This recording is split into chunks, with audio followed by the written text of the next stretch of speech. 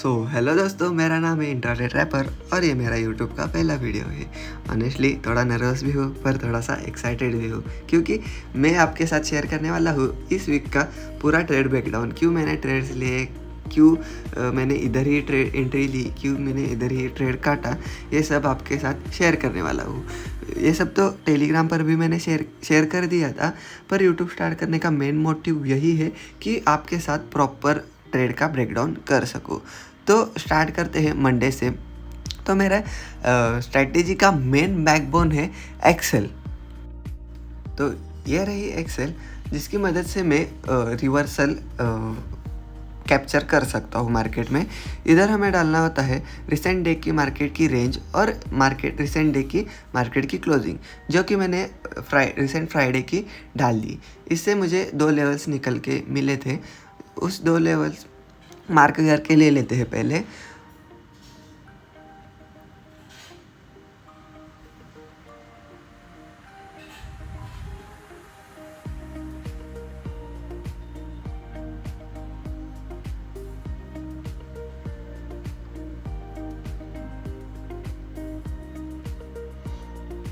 और उसके बाद उस लेवल को डिवाइड बाय 2 करके ले लेते हैं। मतलब अगर मार्केट ने थोड़ी एक्चुअल रेंज से 50% भी अगर मूव की तो हमें रिवर्सल कैप्चर कर सकेंगे। और मार्केट बहुत बार 50% मूव करके भी, एक्चुअल रेंज से 50% मूव करके भी रिवर्सल होने के चांसेस होते हैं। इसलिए हम 50% लेवल भी ड्रॉ करके ले लेते हैं। फिर हमने दोनों टोटल 4 लेवल्स ड्रॉ करके ले लिए, जो कि मैं हर रोज़ टेलीग्राम पे डाल देता हूँ। वो लेवल ऐसे निकलते हैं, जो कि सुबह लेवल्स मार्केट ने हिट करे, पर मैं 6:30 बजे से 7 बजे के बाद के जो ट्रेड होते हैं वही लेता हूँ, क्योंकि मॉर्निंग में मतलब वॉलेटिलिटी ठीक से नहीं रहती। इसलिए मैं सुबह ट्रेड करना पसंद नहीं करता। 7 बजे के बाद या तो 6:30 बजे के बाद ट्रेड करना पसंद करता हूँ। मैं इधर इनएक्टिव था, क्योंकि इसलिए मैंने इधर ट्रेड नहीं लिए। इसलिए मैंने जब बाद में मार्केट मेरे लेवल्स के अंदर आया, ब्रेकडाउन करके अंदर जब आया, तो मैंने इधर बाइंग का ट्रेड प्लान किया। और उस ट्रेड में मैंने 25 पिप्स का एसएल लगा के 100 पिप्स का टारगेट ले लिया, जो कि होता है 1:4। और हर ट्रेड में मैं 1:4 ही ट्रेड लेता हूँ, क्योंकि अगर 4 एसएल भी अगर हिट हुए तो एक टारगेट में सभी एसएल कवर हो जाते हैं। इसलिए मैंने ये टारगेट प्लान ये रिस्क रिवॉर्ड प्लान किया है, जो कि मेरे इजीली मिल गया है।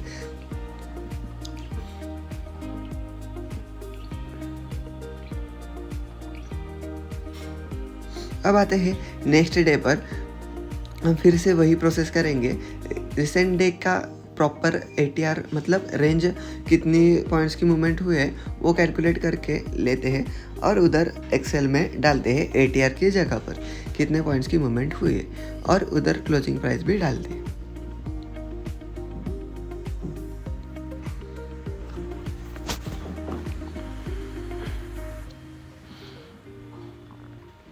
ओके, तो दोनों प्राइस डाल दिए, और रिसेंट जो लेवल है वो हम पहले डिलीट करके ले लेते हैं, ज़्यादा कन्फ्यूजन ना हो इसलिए।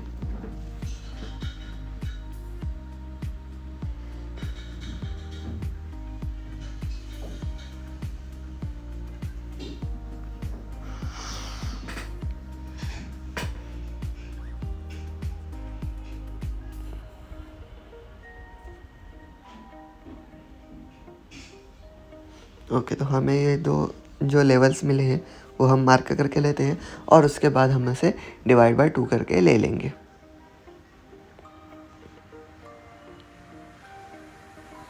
ये हो गया ऊपर का, डिवाइड बाय 2 करके ले लिया। ये हो गया नीचे की लेवल। अब आपको पता चल जाएगा कि मैं आपको टेलीग्राम पर 4 लेवल्स देता हूँ, वो कैसे निकाल के देता हूँ। इधर हम आते हैं आगे आगे आगे। इधर मार्केट में मैं इनएक्टिव था, इसलिए मुझे ये ऊपर वाला ट्रेड नहीं मिला, जो कि मैं ले सकता था पर उधर नहीं ले पाया। इसलिए मैंने नीचे के लेवल पर प्लान किया, मतलब लिमिट लगाकर छोड़ दिए मार्केट में, लिमिट लगाई, टारगेट लगाया, स्टॉप लॉस लगाया, और मार्केट में मैं उधर भी इनएक्टिव था क्योंकि दूसरा कुछ तो काम कर रहा था। और आप देखा जाए तो ऑटोमेटेड सिस्टम बोल सकते हो। ऑटोमेटेड उसने ट्रेड ले लिया लेवल पर हिट होने के बाद, और उसमें 200 पिप्स का टारगेट था और 50 पिप्स का स्टॉप लॉस था, जो कि 1:4 ही बनता है। उधर 1:4 भी अचीव हो गया ट्यूसडे को, और ये मेरी विनिंग स्ट्रीक 2 दिन की जारी रही, क्योंकि मैंने 2 दिन में कमाए 300 पिप्स। 300 पिप्स भी मोर देन इनफ होते हैं एक वीक के लिए। अब हम आते हैं अगले दिन वेडनेसडे पर। रिसेंट डे की रेंज हमने मार्क करके ले ली, क्लोजिंग प्राइस भी ले लेते हैं।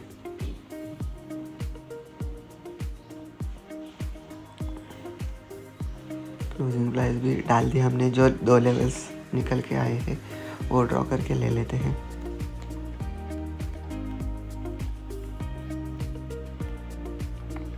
ओके, तो हमने 4 लेवल्स ड्रॉ करके रख दिए, और अब देखते हैं हम किस लेवल पर मार्केट टैप करता है। वेडनेसडे पर एक्चुअली ट्रेड मिला ही नहीं था, क्योंकि मार्केट ने लेवल ही हिट नहीं किए थे, इसलिए ट्रेड ही नहीं बना था। इससे आपको डिसिप्लिन की वैल्यू समझ में आई होगी कि ट्रेड ही नहीं मिला, लेवल ही हिट नहीं की, तो ट्रेड ही हमने नहीं लिया। अब आते हैं अगले दिन में। इस डे की रेंज अपन मार्क करके कैलकुलेट करके एक्सेल पे डाल देते हैं। क्लोजिंग प्राइस क्या है वो डाल देते हैं,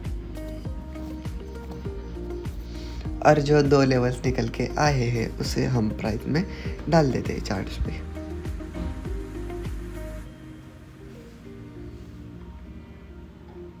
तो आ गए 2 लेवल्स।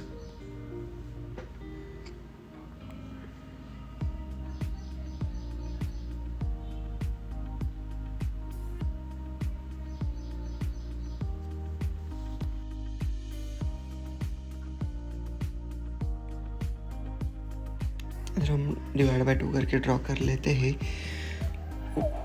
थर्सडे के लिए।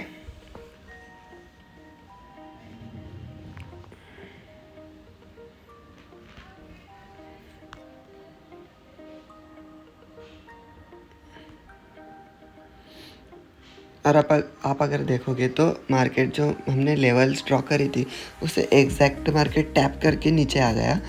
इधर हमने 25 पिप्स का ओनली स्टॉप लॉस रखा था और टारगेट रखा था 100 पिप्स का, जो कि हमें इजीली हिट होके ज़्यादा ही नीचे गया था, पर हमने 1:4 जैसे प्लान किया था, उस रिस्क रिवॉर्ड के हिसाब से हमें टारगेट मिल चुका था। अब आते हैं हम अगले दिन, हम डालते हैं ATR और डालते हैं क्लोजिंग प्राइस।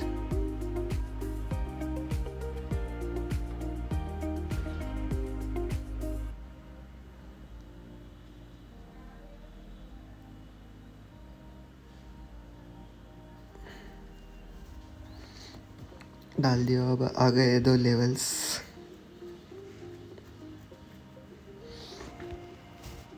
मार्क करके लेते हैं 2 लेवल्स हम।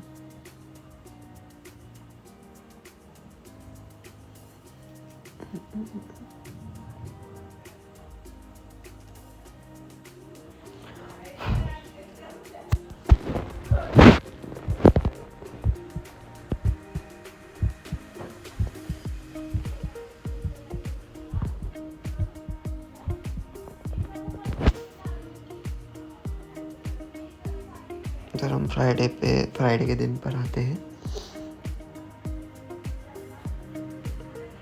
और डिवाइड बाय 2 करके हमने ले लिए लेवल्स भी। और इधर अगर सुबह देखोगे तो 5:30 से 6 बजे का मार्केट था, इसलिए हम उधर इनएक्टिव थे और ट्रेड उधर अवॉइड किया। और जैसे ही मार्केट ने अगले लेवल्स पर टैप किया, उधर हमने सेलिंग के लिए एंट्री ले ली और इधर 25 पिप्स का स्टॉप लॉस लगा के 100 पिप्स का टारगेट हमने ले लिया, जो कि इजीली हिट हुआ। उसके बाद एग्जैक्ट टारगेट हिट करके मार्केट ने रिवर्सल दिया है। ओके, तो तो दोस्तों मैं आपको सिर्फ पिप्स या नंबर नहीं दिखा रहा हूँ, मैं आपको एक चीज़ दिखाना चाहता हूँ कि कंसिस्टेंसी और डिसिप्लिन क्या करके दे सकती है। ट्रेडिंग कोई शॉर्टकट नहीं है। अगर आप सोच रहे हो कि एक स्ट्रैटेजी लोग दे देते हैं और पैसा बन जाता है, तो ऐसा नहीं होता। हर स्ट्रैटेजी के पीछे माइंडसेट, पेशेंस और ट्रस्ट होना चाहिए। मेरा गोल सिंपल है, मैं डेली या वीकली ऐसे ही रियल ट्रेड्स के अपडेट्स दूंगा, बिना कुछ फेक प्रोमिसेस किए हुए। आज मैंने पिप्स शो किए, कल मैं आपको माइंडसेट बता दूंगा। आपको भी, आप अगर सीरियस ट्रेडर बनना चाहते हो तो मेरे साथ जुड़ सकते हो। अगर आपको ये वीडियो पसंद आई होगी तो इस जर्नी को फॉलो करके रख सकते हो, और वीडियो को लाइक करके और चैनल को सब्सक्राइब करके रख सकते हो, और कमेंट में बता सकते हो कि आपको सबसे चैलेंजिंग पार्ट ट्रेडिंग में क्या लगता है। अगले वीडियो में मैं बताऊंगा कैसे मैंने टर्निंग पॉइंट स्ट्रेटेजी डेवलप की और कैसे आप यूज़ कर सकते हो, स्टेप बाय स्टेप समझा सकता हूँ। तब तक के लिए चार्ट पे फोकस रखो, और याद रखना मार्केट सबको टेस्ट करता है, लेकिन जो पास करते हैं उसे ही रिवॉर्ड ज़रूर देता है।